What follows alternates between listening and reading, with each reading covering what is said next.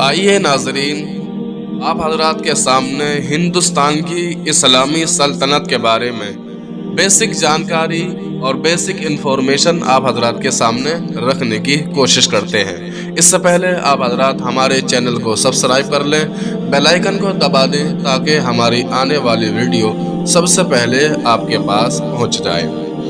شہاب الدین غوری کے 100 سال بعد علاء الدین خلجی ایسا بادشاہ ہوا جس نے ہندوستان کے ملک میں آگے بڑھنے کی حکمت عملی اختیار کی اور بر صغیر ہند کو اس کے انتہائی جنوبی نقطہ تک سر کر لیا۔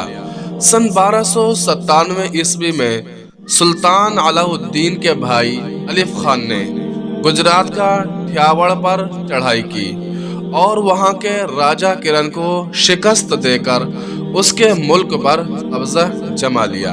راجہ کرن لڑائی میں مارا گیا اور اس کی بیوی کنول دیوی کو سلطان نے اپنے حرم میں داخل کر لیا۔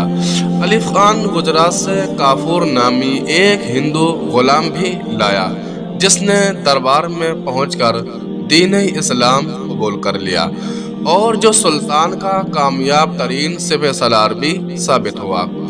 اس کے بعد گجرات کی تقسیم کے بعد علاء الدین نے راجپوتوں کی ریاستوں کی طرف توجہ مبذول کی جو تخت دہلی کے اقتدار سے باغی ہو چکی تھی۔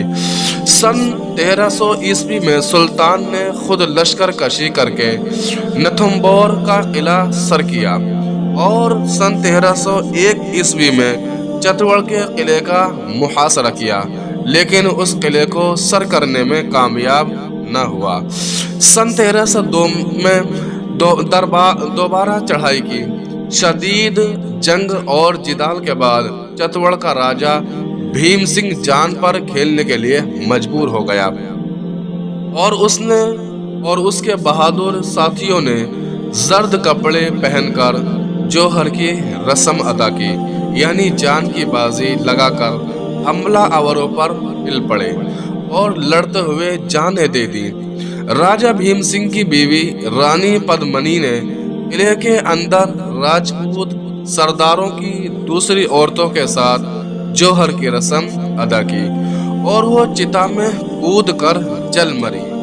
چتوڑ کا قلعہ سر کرنے کے بعد سلطان علاء الدین نے جیسلمیر، اجین اور چندیری کے قلعے سر کر کے سارے شمالی ہند کو اپنی مملکت میں شامل کر لیا۔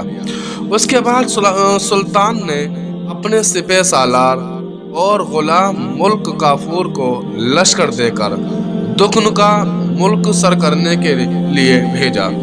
ملک کافور نے سن 1307 عیسوی سے اور سن 1312 عیسوی تک مہم میں دکن کے ملک کو فتح کیا۔ دیوگری، ارسمور، وارنگل اور مدورہ کی ریاستوں کو پامال کرتا اور ان کے راجاؤں کی طاقت کو توڑتا ہوا بر صغیر ہند کی انتہائی جنوبی سرے راس کماری تک جا پہنچا۔ راس کماری میں ملک کافور نے رامیشور کے مندر کے قریب اپنی یلغار کی یادگار کے طور پر ایک مسجد تعمیر کرائی اور بے انتہا مال و غنیمت لے کر دہلی کی طرف واپس لوٹا۔ اس کے بعد سلطان علاء الدین کے عہد میں وسط ایشیا کے مغلوں نے 5 دفعہ مملکت پر چڑھائی کی اور ہر دفعہ منہ کی کھانی پڑی۔ ایک معرکے میں سلطان کے لشکر نے 1 لاکھ مغل قیدی دہلی بھیجے جو سب کے سب سلطان کے حکم سے قتل کرا دیے گئے۔ علاء الدین بڑا عاقل اور منظم بادشاہ تھا۔ اس نے سلطنت کے قبیلوں اور خاندانوں کے علاوہ گائے، بھینس، بھیڑ، بکری، گھوڑوں تک کی گنتی کرائی اور مال پر ٹیکس لگایا۔ زمین کے مالیہ کا انتظام درست کیا۔ مخبری کا یعنی خفیہ پولیس کا محکمہ قائم کیا جو سلطان کو مملکت کے حالات اور امرا اور عوام کے خیالات سے باخبر رکھتا تھا۔ علاء الدین نے ناجائز نفع اندوزی یعنی بلیک مارکیٹ کو روکنے کے لیے اناج اور اشیائے خوردنوش کی قیمتیں مقرر کر دیں اور گراں فروشوں اور کم تولنے والوں کو کڑی سزائیں دینے کا وعدہ کیا، اور سلطان ان لوگوں کی جائیداد ضبط کر لیتا تھا جو بلا وجہ حد سے زیادہ امیر ہو جاتے تھے، یعنی کم تول کر اور لوگوں سے فائدہ اٹھاتے تھے۔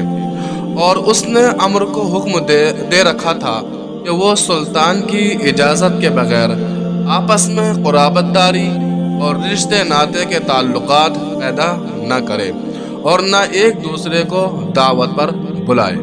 علاء الدین بوڑھا ہو گیا تو اس کے وزیر ملک کافور نے اسے زہر کھلا کر ہلاک کر دیا اور اس کے ایک خردسال بیٹے کو تخت پر بٹھا کر خود اس کے نام سے حکومت کرنے لگا۔ امرائے دربار نے سازش کر کے اسے بھی قتل کر دیا اور علاء الدین کے بیٹے قطب الدین مبارک کو بادشاہ بنا لیا۔ علاء الدین نے سن 1315 عیسوی میں وفات پائی اور کل 20 سال حکومت کی۔ قطب الدین مبارک نالائق حکمران ثابت ہوا۔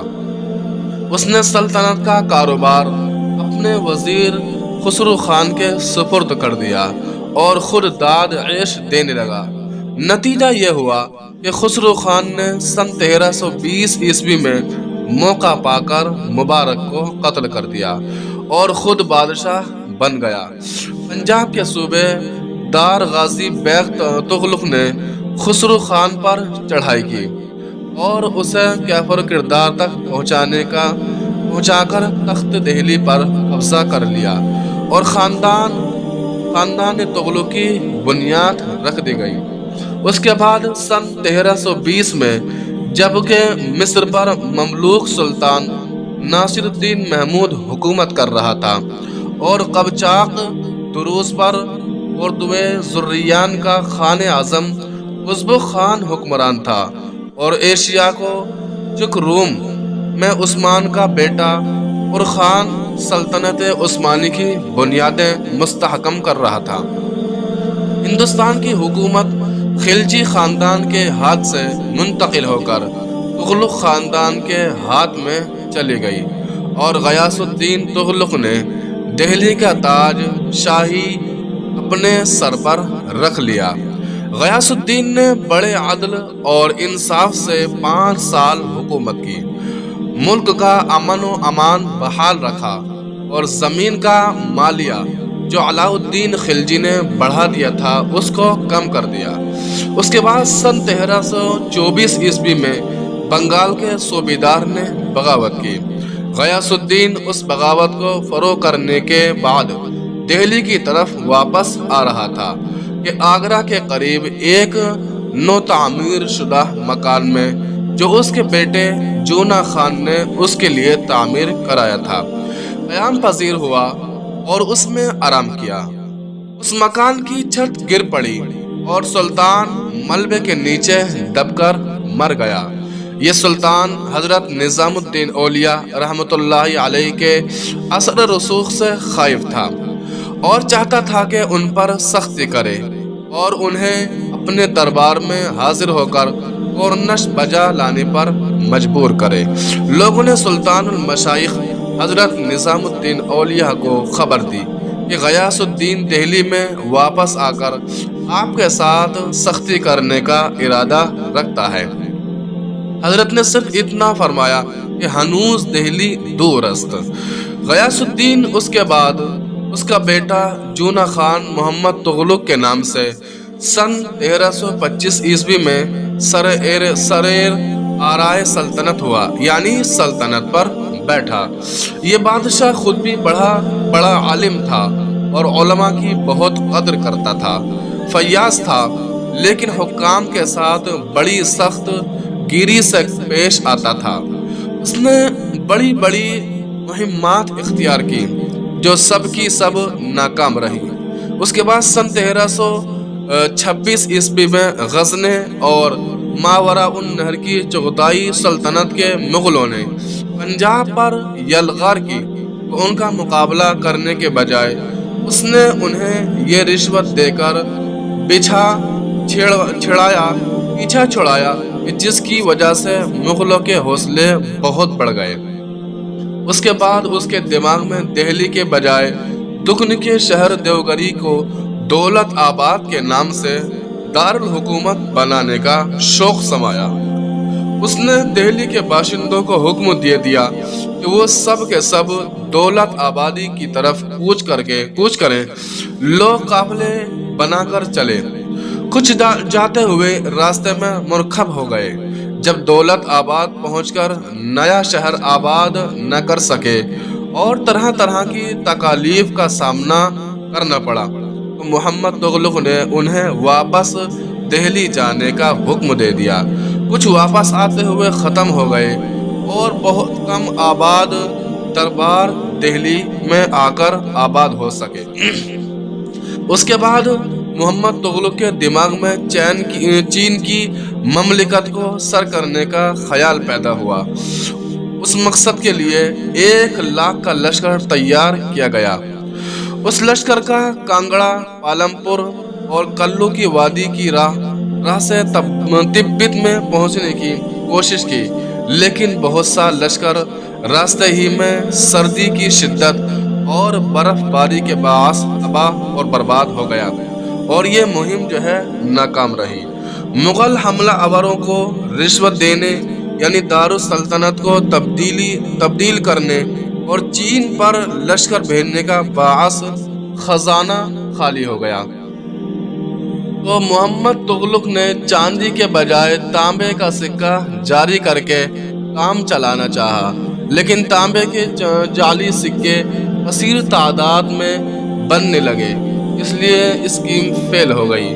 بادشاہ کو تانبے کے اصلی اور نقلی سارے سکے لے کر ان کی چاندی کے سکے دینے پڑے، یعنی ان کی جگہ پر چاندی کے سکے دینے پڑے اور خزانہ بالکل خالی ہو گیا۔ اب اس نے زمین کا لگان بڑھایا اور اس کی وصولی میں سختی برتی تو لوگ زمین چھوڑ کر جنگلوں کی طرف بھاگنے لگے اور ملک کے اندر بدامنی پھیل گئی اور جاں بجاں بغاوتیں پھوٹنے لگی۔ اس کے بعد اس بادشاہ کے عہد میں دکن کی صوبیدار ظفر حسین نے، جو گنگوبر ہمن کے کالے پالک تھا، یعنی جو گنگوبر ہمن پالک تھا، خود مختاری کا اعلان کر دیا اور دکن میں بہمی سلطنت کے نام سے ریاست قائم کر لی۔ اسی طرح بنگال اور گجرات اور کرناٹک اور دارنگل میں خود مختار ریاستیں قائم ہو گئیں۔ اس کے بعد محمد تغلق سن 1350 عیسوی میں فوت ہوا اور اس کی جگہ لوگوں نے اس کے نیک دل لائق اور اس کے بھتیجے فیروز شاہ کو بادشاہ بنا لیا۔ فیروز شاہ تغلق بہت امن پسند تھا۔ اس نے جنگ اور جدال سے اعتراض کیا، یعنی اس سے پرہیز کیا اور اپنی توجہ رفقا عامہ کے کاموں کی طرف مبذول کی، یعنی کامیابی کی طرف اس نے اپنی راہ کو بڑھایا۔ ملک میں امن اور امان بحال کیا، سڑکیں بنوائی، عمارتیں تعمیر کرائی، مسجدیں، اسپتال اور حمام پل تعمیر کرائے، دہلی میں باغات لگوائے اور نئے شہر فتح کیے، یعنی آباد کیے اور علاقوں کو سیراب کیا اور آباد کرایا۔ کسانوں کے لگان کم کیے، کئی طرح کے ناجائز ٹیکس موقوف کر دیے، خیرات خانے تعمیر کرائے اور مستحق لوگوں کو لڑکیوں کی شادی پر امداد دینے کے لیے الگ الگ ایک محکمہ قائم کیا۔ غرض ملک کو آباد کرنے اور رعایا کو خوشحال بنانے کی پوری کوشش کی گئی۔ اس کے بعد فیروز تغلق نے سن 1388 عیسوی میں وفات پائی اور اس کی جگہ اس کا بیٹا محمد تغلق تخت پر بیٹھا۔ محمد تغلق کے عہد میں بھی ملک خوشحال تھا، لیکن فیروز اور محمود دونوں نے ملکی دفاع کی تیاریوں کی طرف غفلت برتی۔ اس لیے سن 1398 عیسوی میں جب فاتح اعظم امیر تیمور نے، جس کی یلغار نے मशरिक और मगरिब में बादशाहों और इमारतों की बुनियादें मुतज़िलज़िल यानी हिलाकर रख दी। हिंदुस्तान पर चढ़ाई की तो महमूद उसका मुकाबला करने से कासिर रहा और अमीर तैमूर ने दिल्ली पहुंचकर तुगलकों के इक़्तिदार का ख़त्म कर दिया। इससे आगे इंशाअल्लाह अगले वीडियो में बयान करने की कोशिश करेंगे। वीडियो अच्छी लगे तो आप हज़रात शेयर ज़रूर किया करें और चैनल को सब्सक्राइब कर लें। इस तरह के वीडियो और मुसलमानों की तारीख़ और हर मुसलमान के लिए जानना बहुत ज़रूरी होता है। अस्सलाम वालेकुम।